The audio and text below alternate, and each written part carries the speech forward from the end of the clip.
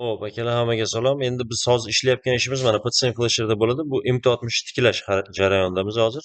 Pitsen Flasher mana ko'rinishi xuddi shu значокda bo'ladi. Har bitta Pitsen Flasher'da bizda atlomlik uchun обновление so'raydi. Обновление so'raganda biz netni bosib qo'yishimiz kerak.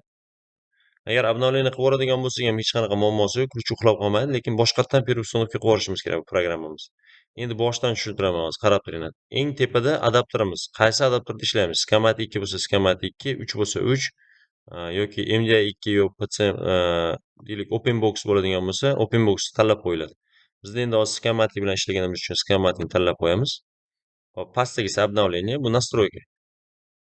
Настройка nima kiradi? Настройкада tepada ключda qaysi modul ochilgani ko'rsatiladi. Hop, bizga основной настройка bizga shart emas. Основной biz ishlaydigan modul bo'ladi. Modulga kirganimizdan keyin основной biz ishlaydigan miyalardan biri hop, eng tepada joylashgan bo'ladi. Tricor 1776 mikrosxemamiz bo'ladi. Bu MT-60 larning protsessori bo'ladi, mikroprotsessori.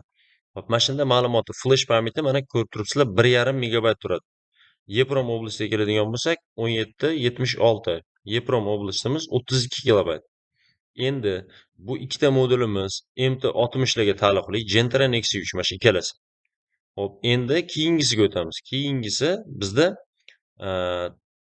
mana Tricor modulimiz 1738 mikroprotsessorimiz 2 megabaytlik. Bu endi har doimgidek Spark bo'ladi. Spark 125 katta motor. Toshkent motor deydi kimdirlar. Hop, Tricor modulimiz mana bunisi 1738 ham EEPROM mana 64 kilobayt bo'ladi. Bu o'sha xuddi o'shani EEPROM oblasti bo'ladi. Biz Sparkda EEPROM urishimizda vazifasi nima? EEPROM nimaga uramiz EEPROM? Qanaqa paytda uramiz EEPROM degan joylar bo'ladi. Hammasida ham. EEPROM oblastini urishimizdan maqsad ko'pida zaslonka o'ynab qoladi. Zaslonkaga ошибка berib qoladi. Ошибкani skammatida o'chirganimizdan keyin mashina ravon ishlaydi. Qachonki to o'chirib yurgizganimizdan keyin yana g'ing'illab ishlamay qoladi. Оборот, o'ynab qoladi. Sakrab. Shunaqa holatdagina keyin bu nimani yozishimiz to'g'ri keladi. EEPROM yozishimiz kerak bo'ladi. Pusto EEPROM. И plus yana yevro chiqqanlari bor. O'zini kaltida eshik ochdi yopdi knopkasi bor. Ana shu knopkasi bor mashinalarda ham masalan EEPROM oblastini yozilsa, pusto EEPROM o'zimizda mana ko'rib turibsizlar, zaslonka EEPROMimiz bo'ladi. Shu zaslonka EEPROMimiz ham xuddi shu vazifani bajaradi. IMO faylimiz ham, zaslonkani обучениесі ham mana shunda bo'ladi. Mana shu EEPROMimiz bor, 64 kilobayt. Hop, endi aytib o'taman mana 1738 2 megabaytlik eslab qolamiz. Bu Sparklarni flash pamyati bu. O'qib olishimiz mumkin, lekin yozishga tavsiya berilmaydi. Bunda yozadigan bo'lsak, flash pamyatini o'zimizdagi faylni yozadigan bo'lsak, bu bloklanib qoladi. Uje unga yozib bo'lmaydigan qoladi. EEPROM ham o'qishga bermaydi, zapisga ham bermaydi. O'qishga bo'lishi mumkin, chtenagi, lekin zapisga bermaydi. Oldingi miyalar hammasi shunaqa qilib yozib qulplab qo'yilgan. Endi sizlarga tavsiyamiz faqat EEPROM bilan ishlaydi, muammo bo'lmaydi. EEPROM o'qiysizlar, EEPROM yozasizlar, qolganini endi kompyuterda yozaverasizlar.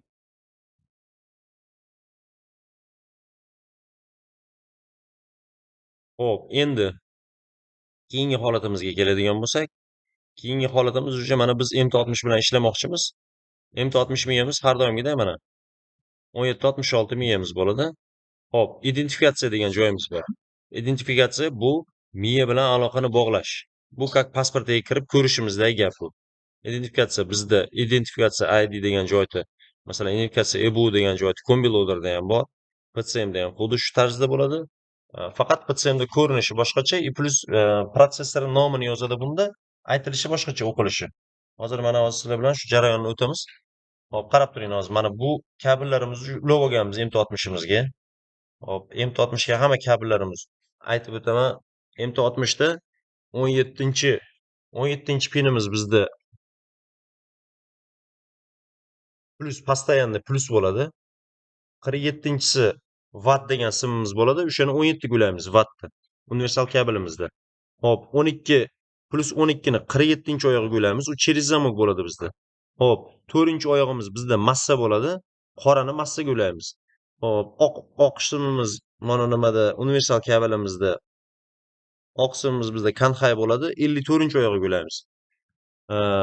Va 55-oyog'iga kanlov ulaymiz. U niskiy bo'ladi. U yashil simda bo'ladi. Endi mana hamma simimiz ulab bo'lingan, skammatigimiz ulangan. kompyuterga ulab olganmiz hammasini. Hop, na stole уже buni перевод qilib olganmiz рабочий rejimga. Hop, endi bunda identifikatsiya ID'ni bosamiz. Bosganimizda bizdan mana хотите ли управление автоматическое управление питания deyapti. Biz bunga соглашение bosamiz. Dani bosamiz va mana SM Pro universal kabelimizda avto rejimda turishi kerak. Dani bosamiz. Dani bosganimizdan keyin bizda agar соединение yaxshi bo'ladigan bo'lsa, bizda mana shu yerda уже hamma ulanishi to'g'ri ketishi kerak mana. Загрузчик serialniy nomerlari ketdi. Mana bizdagi adapter 2 и plus mana Tricore modulda mana qaysi protsessor turganini topyapti. Hop, endi bizda mashinamiz уже miyasiga ulanib oldik. Tricore miyamiz mana tanlaganimiz 1.5 megabayt. Biz endi bayda chteniyani bosadigan bo'lsak, o'qib oladi. Mana проверка контрольная summa deyapti. Chteniyani bosamiz va bizda flash pamitini o'qiyapti hozir bizda. Mana bizda tepada bo'sh ME19 bo'ladi. MET19, EDC19 yo'q. Biz EDC19 tanlamaymiz, другой bo'ladi. Без проверки КС другой tanlaymiz. Parolga avtomatik turadi. Avtomatik управление питания turishi kerak bizda. Okey bosganimizdan keyin уже rejim programmirованиga kirdi, уже ketdi bu yoq. Chteniyasi juda ham tez tarzda o'qib oladi. Masalan, bu tavsiya qilamiz chteniyani o'qib olishni hamma modullarda, hamma miyada birinchi o'rinda bo'lsa imkoni chteniya qilib olish kerak. Uxlagan miya bo'ladimi, boshqa miya bo'ladimi?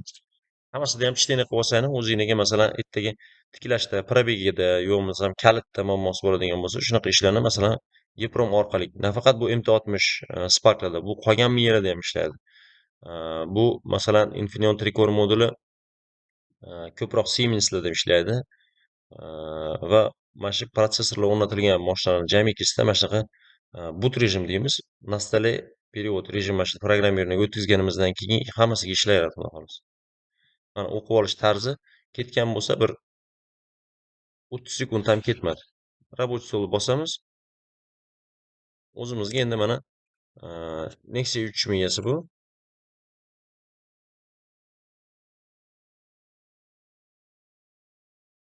Nexia 3 AT qilib qo'yamiz avtomatlik uchun.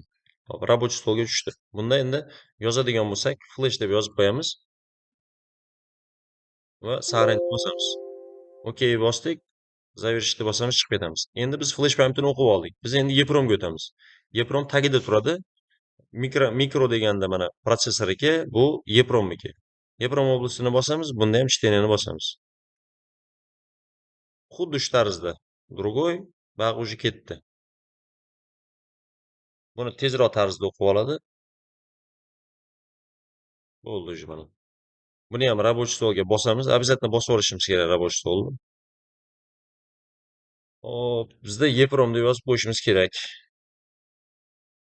EEPROM. Nexia 3 AT. Bo'ldi, saqlanadi bo'ldi. Keyin mabodoga fayl yozadigan bo'lsak o'zimizdan, bu o'zidan o'qib olgan faylimiz поврежден deb hisoblaylik. Bu uxlagan miyamiz endi bu. Endi o'zimizdan fayl yozadigan bo'lsak, открыть degan knopkasi bor, mana ko'rib oldinglar, qayga bosganimiz. Mana shu joyda открыть degan joyda bor. Bosamiz. Bu yerdan mana рабочий stolni bosib qo'yamiz va o'zimizga kerakli bo'lgan faylimizni tanlaymiz. Mana bunda flash qilib qo'yganmiz, flash pamiti. Mana 1.5 megabayt обязательно yozayotgan faylimiz 1.5 megabayt bo'lishi shart. Xoh u zavodskoy bo'lsin, xoh u tuningoviy fayl bo'lsin, xoh u 62 pin bo'lsin, farqi yo'q. Обязательно 1.5 megabayt. 1.5 megabaytdan ortig'ini biz tanlaydigan bo'lsak, mana hozir ish jarayonida men sizlarga ko'rsatib beraman. 1.5 megabayt R3 Delix stock fayli, mana 1 megabaytlik fayl tashladik. Hop, bizda mana bunda tepaga o'tkazib qo'yamiz. Zapiska bosadigan bo'lsak, mana возникла ошибка при подготовке файла с прошивкой. Возможно, он поврежден. Имеет неподтверждаемый формат. Format to'g'ri kelmayapti yoki deyapti boshqa modul tanlab qo'ygansiz deyapti. Ashka berib qoladi. Endi biz faylimiz to'g'ri kelishi uchun deylik mana o'zimizda R3 dan kiramiz yoki Gentraga kiramiz hozir. Gentraga kiradigan bo'lsak ham pedal normada ham masalan mana 1.5 megabaytlik fayllarimiz bor shu yerda. Mana 1.5 megabayt bo'lishi kerak. Tanlaymiz va zapis bosamiz. Zapis bosganimizda mana optimizatsiya protsess zapisi deyapti. Bu galochka turishi kerak. Bizda miya uxlagan bo'lsa, zapis qilishga bermagan holatda, mana mashq holatda, birinchi mashq holatini eslab qolasiz. Другой автоматический подсчет, mana автоматическое управление питания, optimizatsiya protsess zapisi deyapti. Buni galочкаlar hammasi turadi mashq holatda, biz OK bosamiz. Kontrolniy summa to'g'rimi? Da. Dani bosamiz, уже zapis ketdi bizda. Zapisi ham juda ham tez tarzda bo'ladi. Bu ham 30 sekundga bormaydi.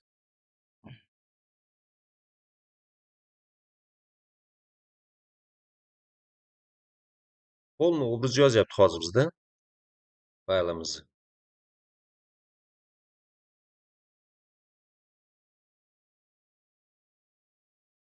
Hamma oblastini o'chirib, bu miya bizda uxlagan miya hisobida hozir. O'shanga hamma oblastini o'chirib, boshqatdan yozyapti hozir.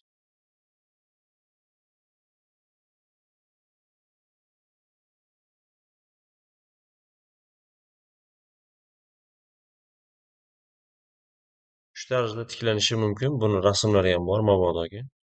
Qanaqa ulanishi sxemalari.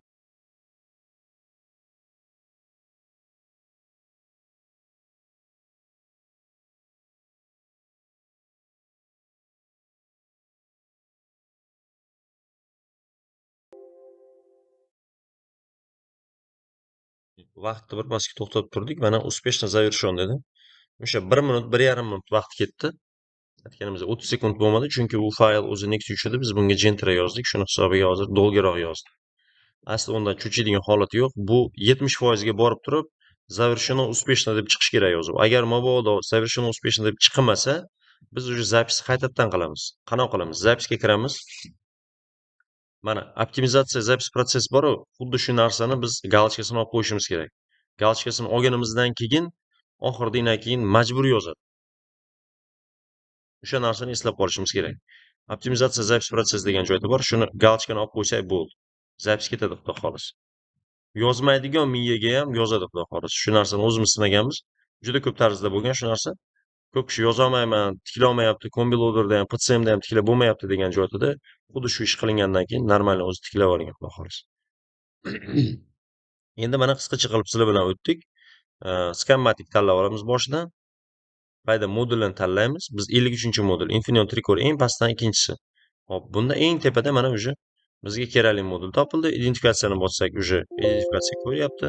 El pitaniyalar hammasi to'g'rilandi. 17-oyoq постоянный tok, 47-oyoq через zamok, plus 12 volt deb yozib qo'ygan. Hop, bizda massamiz 4-oyog'i qorasim.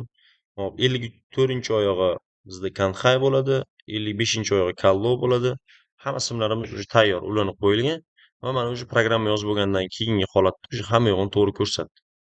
E'tibor beradiganimiz hammasi shu. Yana mabodoga savollar bo'ladigan bo'lsa, bemalol aytaverasan.